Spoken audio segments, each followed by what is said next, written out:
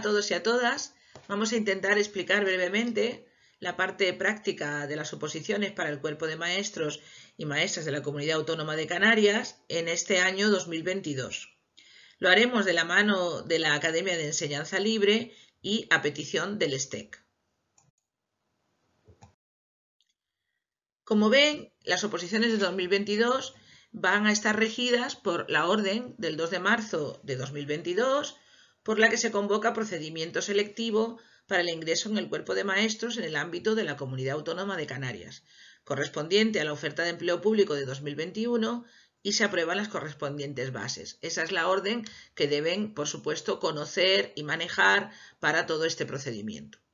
Nosotros vamos a fijarnos en algunos epígrafes para situar en qué sitio está este supuesto práctico, esta parte práctica, y ver una disposición general de toda la prueba de la oposición. En principio, la oposición está dividido, como ven ustedes, en dos pruebas, la primera prueba y la segunda prueba, que se encuentran en estos epígrafes en el 15.11 y en el 15.12. La primera prueba consta de dos partes. La parte A, que es justo la que vamos a explicar en este pequeño vídeo, es el supuesto práctico. Este supuesto práctico nos dará el tribunal a elegir entre tres.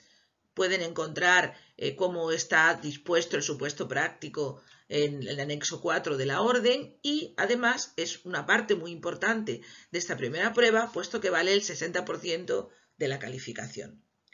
En el mismo momento también nos será elegido, nos será sorteado dos temas para el desarrollo de uno de ellos.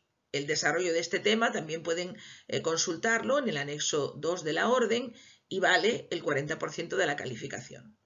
Ambas partes se hacen al mismo tiempo y van a tener una duración total de 4 horas y media.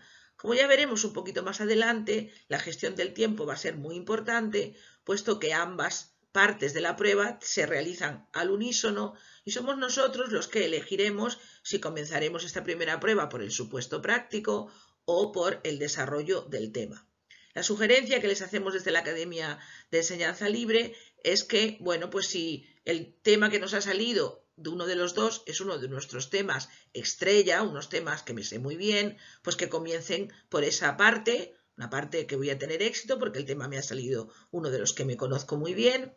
Y si no es así y tengo que pensarlo un poquito más en cuanto a los temas, pues lo ideal sería empezar por el supuesto práctico y elegir entre los tres que nos aporta el tribunal, pues aquel en el que creemos que podemos brillar más o que nos puede salir mejor. Esta sugerencia pues es interesante porque si empezamos por algo que se nos está dando bien, eso nos dará pues muchas endorfinas para continuar con una prueba larga y costosa.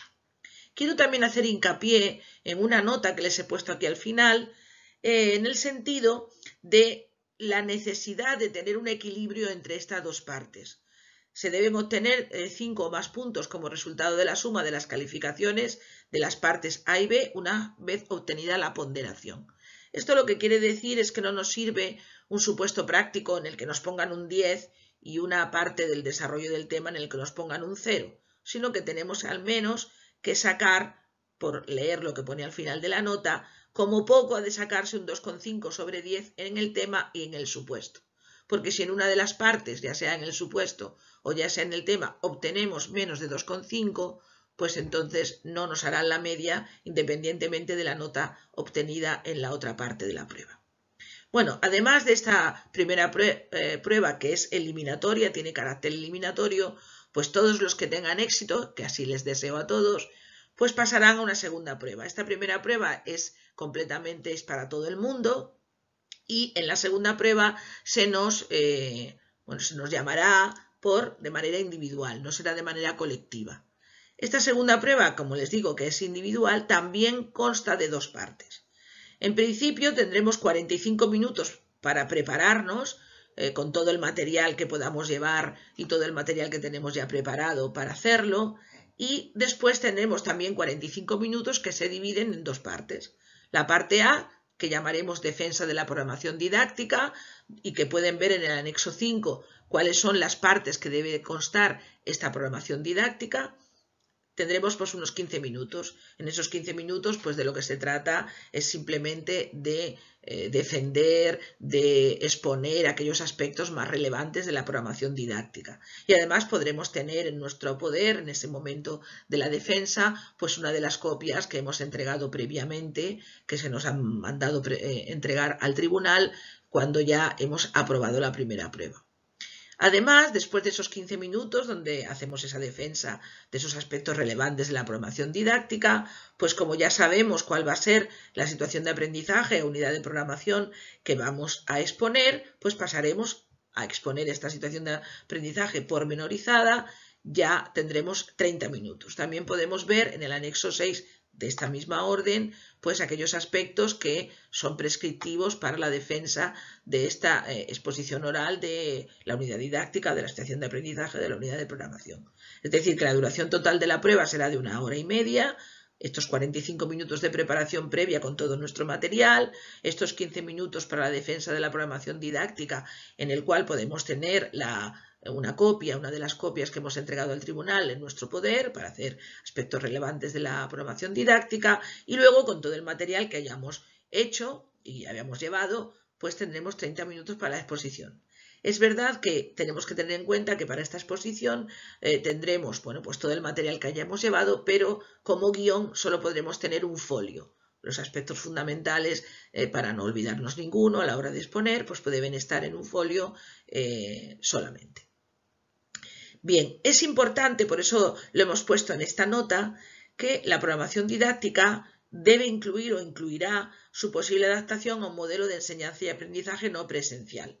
De manera que los elementos TIC, todo lo que tiene que ver con una copia de respaldo, con utilización de Google Classroom o de alguna otra plataforma, utilización, bueno, que los alumnos continúen utilizando el correo electrónico, que aprendan a subir y a bajar vídeos, a coger actividades que estén en esa plataforma virtual, a trabajar mediante foros. Todo eso continúe haciéndose y esté presente en la programación didáctica con el objetivo de que el alumnado siga familiarizado con toda esa manera del trabajo online, por si acaso, esperemos que no, pues tengan que volver a estar confinados. Como ven, vamos ahora a centrarnos expresamente en esta parte práctica o supuesto práctico que, como ya les comentaba, serán a elegir entre 3 que nos facilite el tribunal, que vale además el 60% de la calificación y por eso tiene su importancia, y que además, bueno, pues es una parte, pues quizá la parte más compleja o más desconocida de esta primera prueba. ¿Cómo vamos a abordar el supuesto práctico? Bueno, pues para las especialidades de educación infantil, educación primaria, educación física y lengua extranjera, ya sea inglés y francés, pues como les comentaba, el tribunal planteará 3 supuestos prácticos contextualizados, de los que el aspirante elegirá uno para su desarrollo. Debo recordar que en inglés y francés el supuesto se realizará en la lengua correspondiente. Para que no perdamos tampoco de vista la referencia normativa, bueno, pues en el caso de los supuestos prácticos, pues en el caso de educación infantil tendrán como referencia el decreto 183/2008, por el que se establece la ordenación y el currículum del segundo ciclo de educación infantil en la Comunidad Canaria, y para el resto de especialidades de educación primaria, pues se tomará como referencia el decreto 89/2014, por el que se establece la ordenación y el currículum de la educación primaria en la Comunidad Autónoma de Canarias. Por supuesto, para hacer el supuesto práctico tendremos en cuenta otra normativa, pero esta será la normativa fundamental o de referencia.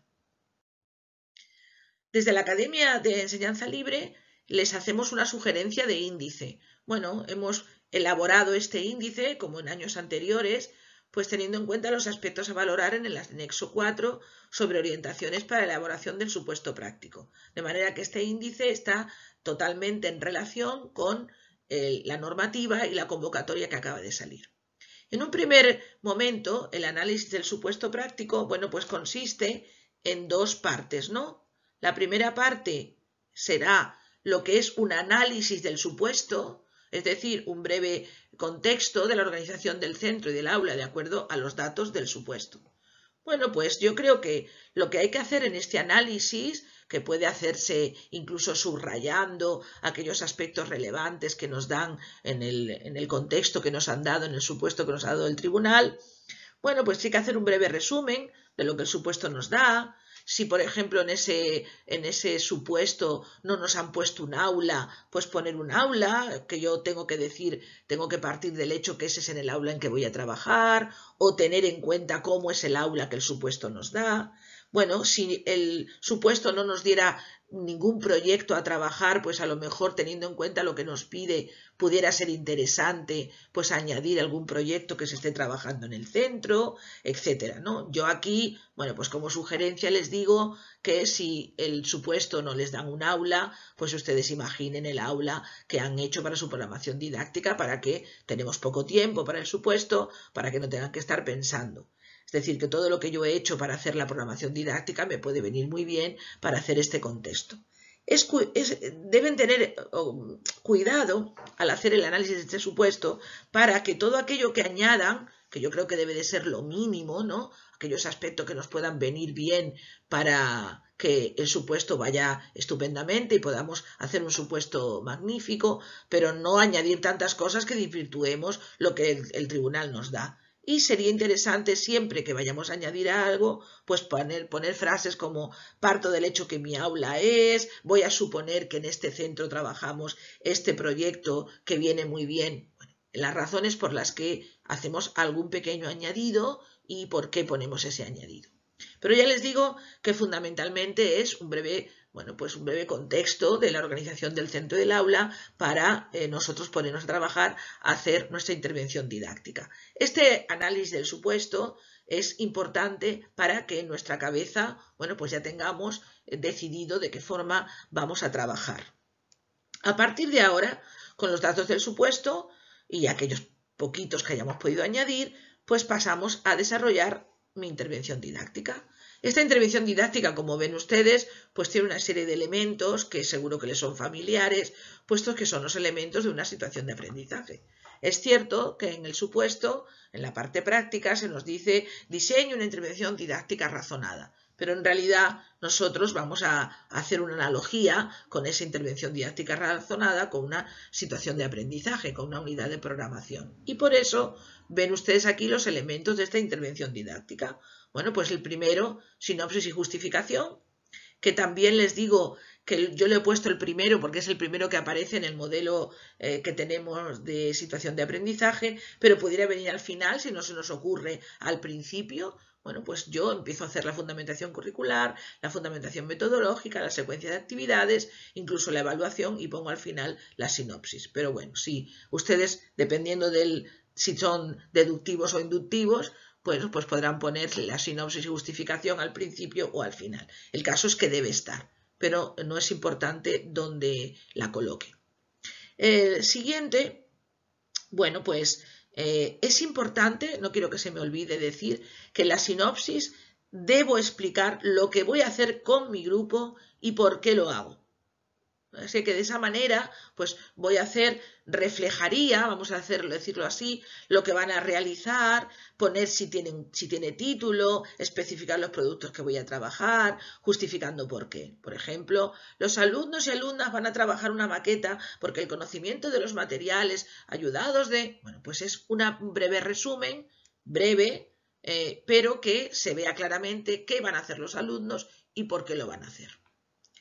Ya entramos en materia, una vez tenemos este sinopsis y justificación, con el apartado de fundamentación curricular. Bueno, pues aquí también les ofrecemos un pequeño índice de los elementos que deben estar presentes en esta fundamentación curricular. Primero, contextualización de los objetivos de etapa y de área. En el caso de la educación primaria, solo los de etapa, y en el caso de la educación infantil, pues los de etapa y los de área.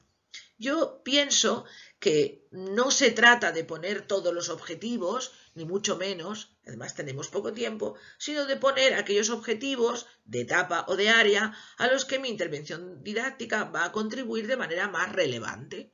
Así que en ese sentido, bueno, pues una sugerencia para la educación primaria sería fijarnos en aquellos objetivos de etapa que estén más relacionados con la materia en la que vamos a hacer esta intervención didáctica, ya sea matemáticas o lengua, etcétera. Y en el caso de infantil, como se trabajan todas las áreas, bueno, pues esas áreas y esos contenidos y criterios de evaluación que vamos a poner a continuación, pues con qué objetivos tienen más relación. Por supuesto, hay que poner los criterios de evaluación que vamos a trabajar en esta intervención didáctica, los contenidos y las competencias clave en el caso de educación primaria. No hemos querido poner aquí los estándares de aprendizaje evaluables porque ya saben que la LOMLOE los ha eliminado, son de carácter orientativo. Pero bueno, podemos poner esa frase, ¿no?, de que son de carácter orientativo y que se encuentran en la explicación del criterio. Yo, para no evitarlos completamente, pues pondría lo que el criterio de evaluación pretende, ¿no? Al decir lo que el criterio de evaluación pretende, de alguna manera estamos haciendo referencia a los estándares de evaluación de aprendizaje evaluables. Bueno, por supuesto, no quiero dejar de decir que es tanto los objetivos como los criterios, como los contenidos, como no tienen que estar perfectamente o de acuerdo a la letra exactamente como están en el decreto, porque eso es completamente imposible, pero sí deben de ser claros, poner la idea esencial, los descriptores, las palabras que hagan ver al tribunal claramente cuáles son los criterios, contenidos y competencias que estamos hablando. A continuación, por supuesto, también decir que en la fundamentación curricular, bueno, pues en educación infantil trabajaremos con el decreto 183/2008, por el que se establece el currículum del segundo ciclo de educación infantil, y en primaria trabajaremos con el decreto 89/2014, por el que se establece el currículum de primaria. Bueno, podemos también en este aspecto, bueno, pues luego tener en cuenta algunas otras normativas, pero aquí en la fundamentación curricular estas serán las dos fundamentales. Hablaremos de otras en otros apartados. Siguiendo con la fundamentación metodológica, veremos que hay como 4 elementos clave que hay que poner en esta fundamentación metodológica.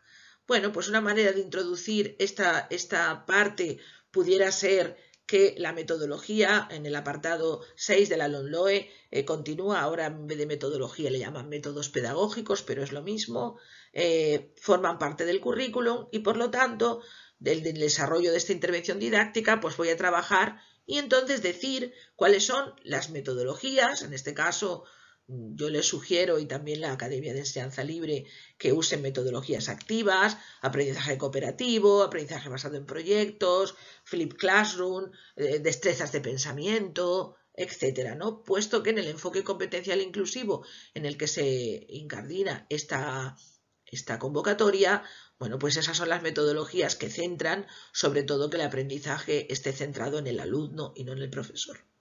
Además de las metodologías, yo explicitaría brevemente, de manera muy breve, qué metodologías voy a usar y por qué, las razones por las que me he decantado por el aprendizaje basado en proyectos o por el aprendizaje cooperativo o por el que haya yo decidido, o dos, si es que son dos los que voy a usar, y las razones por las que los voy a usar. Siempre es conveniente justificar por qué elijo esta metodología y no otra. Además, también debemos decir los modelos de enseñanza, esos modelos en los que se habla de la relación entre el profesor y el alumno. Bueno, pues modelos como la enseñanza directiva o la enseñanza no directiva o los juegos de rol o, por ejemplo, pues pequeños desarrollos de investigación. Bueno, pues esos modelos en los que la investigación grupal, bueno, pues esos modelos con los que el profesor va a trabajar en esta intervención didáctica. También nombrarlos y brevemente, muy brevemente, decir por qué se han elegido y en qué consiste.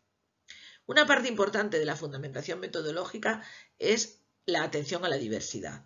Nosotros debemos de partir que estamos en un modelo inclusivo y entonces en este punto de atención a la diversidad nos debemos referir a la diversidad general y a la diversidad específica, la diversidad del alumnado con identificación NEAE. Bueno, pues En cuanto a la diversidad general, pues hablar de esos distintos ritmos del alumnado o de algunos aspectos que el supuesto nos haya podido ofertar, pues alumnos que tienen alguna materia no superada del curso pasado, o alumnos que son más inmaduros, o alumnos que tienen alguna dificultad en el lenguaje oral, pero que no tienen necesariamente que tener identificación NEAE.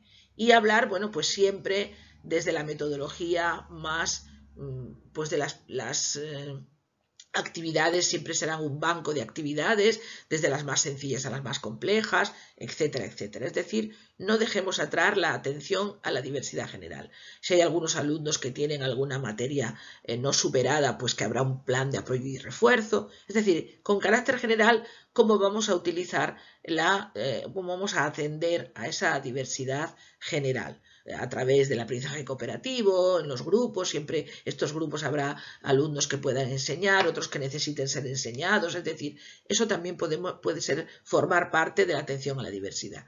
Y no olvidar las indicaciones metodológicas de carácter general que tenemos para los alumnos con identificación NEAE, pues ya sean alumnos, bueno, pues con TDAH o alumnos TEA o alumnos ECOPE o dependiendo del alumnado que nos haya dado el supuesto. Les quiero decir aquí como un pequeño paréntesis que si el supuesto, que no será el caso, pero si en el supuesto que hemos elegido no hay ningún alumno con identificación NEAE, no añadamos ninguno. Eso no va a hacerlo, no va a hacer que lo hagamos mejor. Si el tribunal ha considerado que en esa clase no hay alumnado con identificación NEAE, pues tendrá sus razones. Añadirlo porque así queda mejor y tal va a ser complicarnos la vida sin ninguna necesidad y cuando el supuesto no lo dice. Pero si el supuesto, que será lo normal, casi seguro, que habrá alumnos con identificación NEAE, bueno, pues estas orientaciones de carácter general deben estar puestas en la fundamentación metodológica. Y lo mismo digo con el uso de las tecnologías de la información y la comunicación, con las TIC.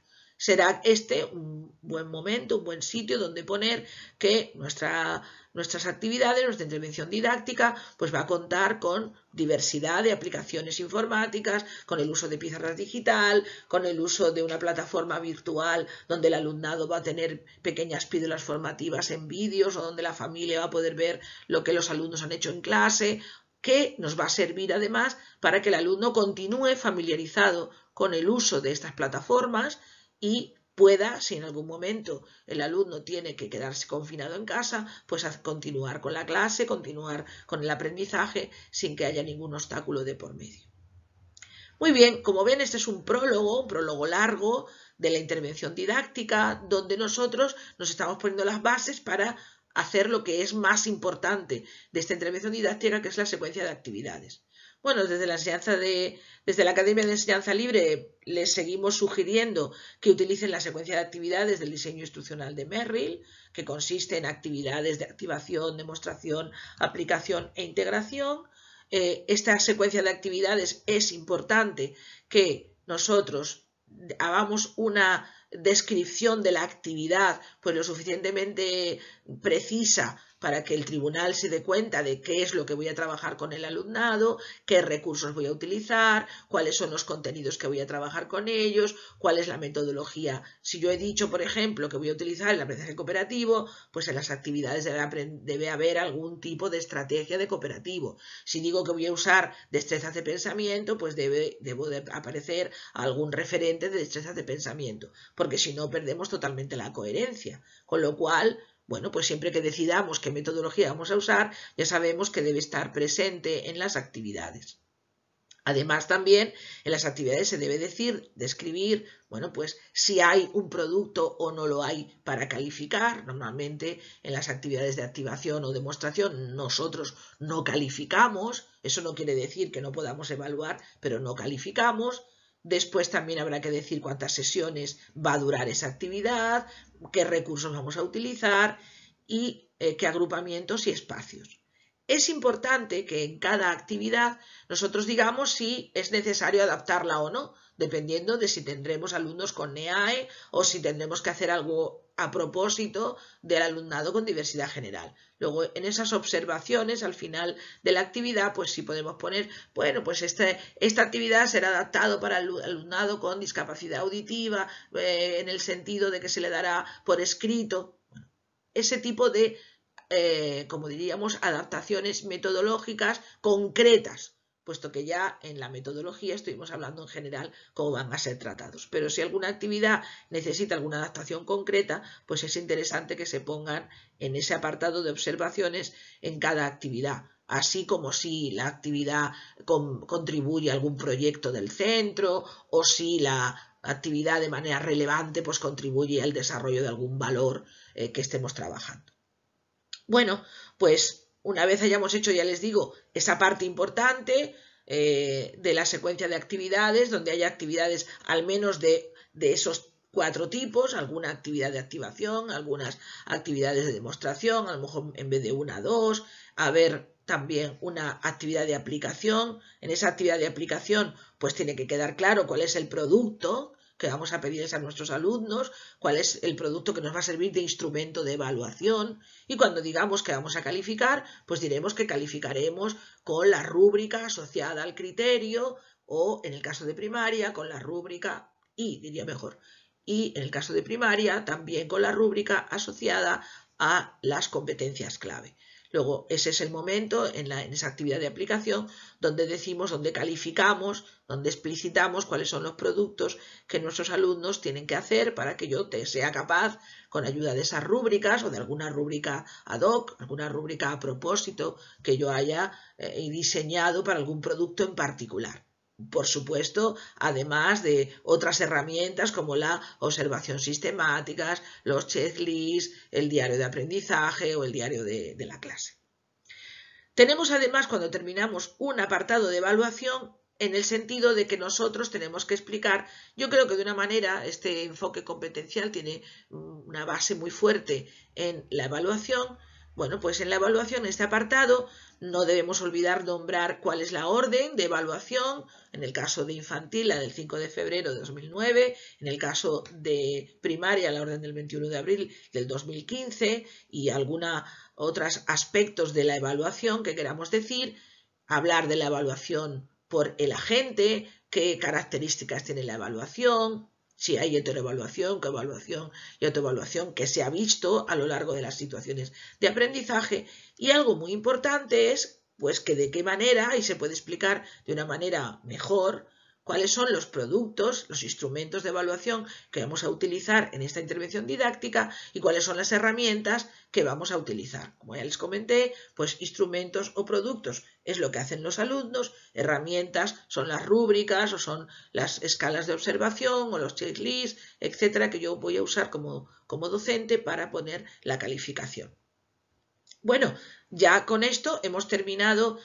También en este caso de la evaluación no quiero olvidarme si, por ejemplo, en nuestro supuesto hubiera algún alumno que no tuviera su referente curricular en el curso en el que está puesto, en el que está matriculado, pues no olvidar también en la evaluación decir que este alumno será evaluado conforme a su referente curricular. Y las rúbricas no serán las rúbricas del criterio del curso en el que está matriculado, sino las rúbricas del criterio del curso en el que está su referente curricular. Pero solo en el caso de que nuestro supuesto tenga alumnado con identificación NEAE con adaptación curricular.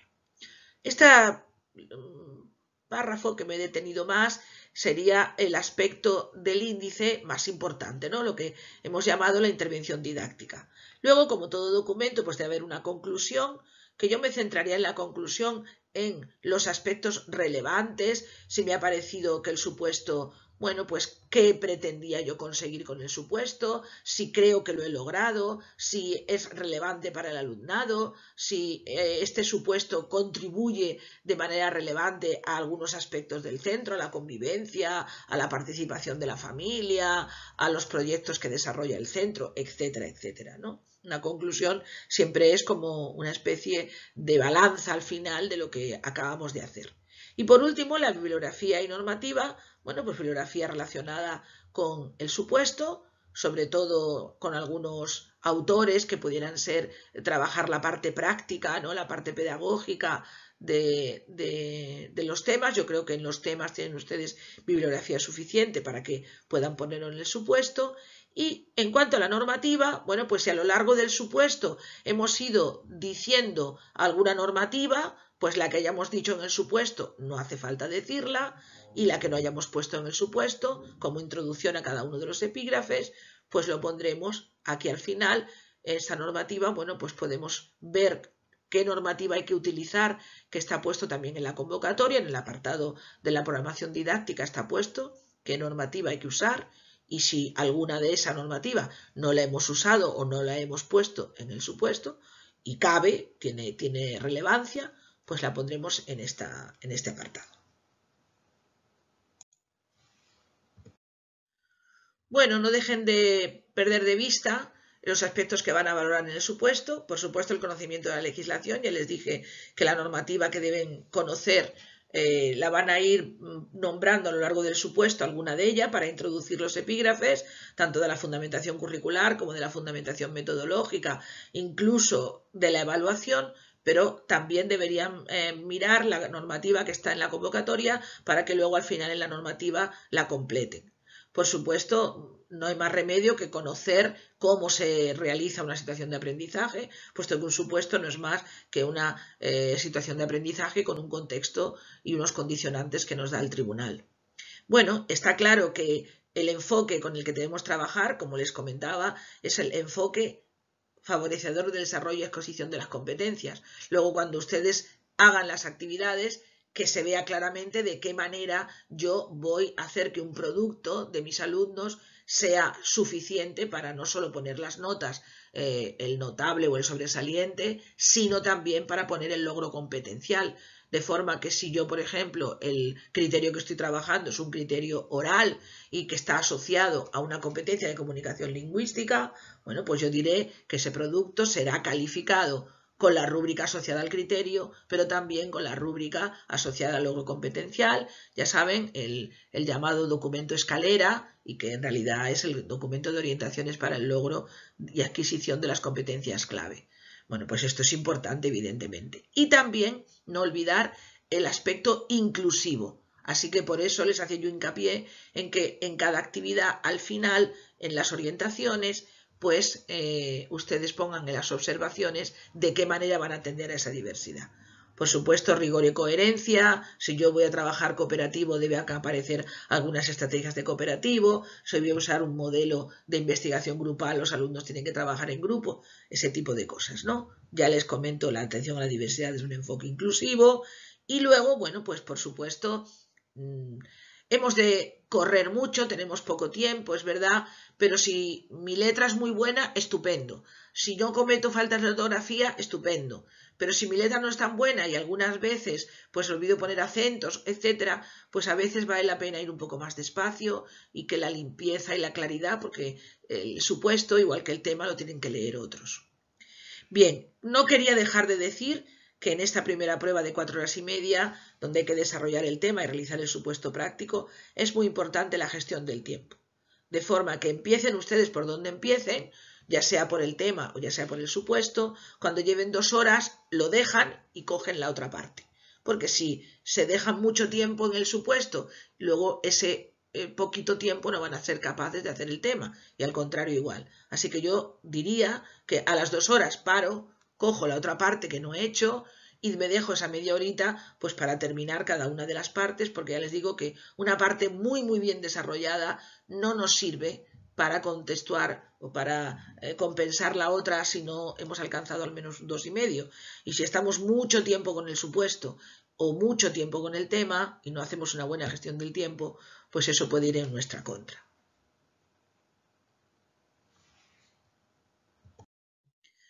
Pues nada, espero que desde la Academia de Enseñanza Libre pues hemos querido ayudarle a petición de lo que nos hizo la petición el STEC. Muchísimas gracias por su atención.